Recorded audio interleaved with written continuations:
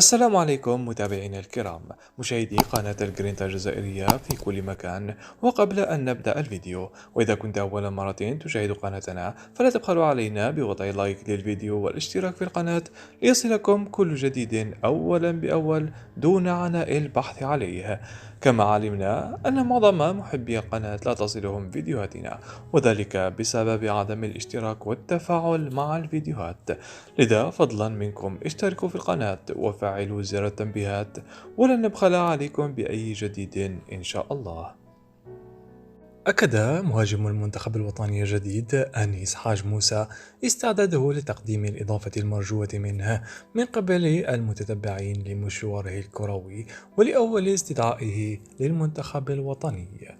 وقال أنيس حاج موسى في تصريح خلال المنطقة المختلطة: سعيد جدا، كان حلمي تمثيل المنتخب الأول منذ الصغر، سأعمل ما في وسعي من أجل تقديم واجبي.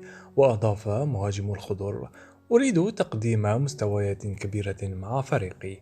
كما ختم حاج موسى في حديث عن مقارنته بالدول الجزائري رياض محرز: صحيح أنهم يكلمونني أني أشبه رياض محرز في طريقة لعبي، لكن أريد اللعب بطريقتي الخاصة وأسعى للذهاب بعيدا.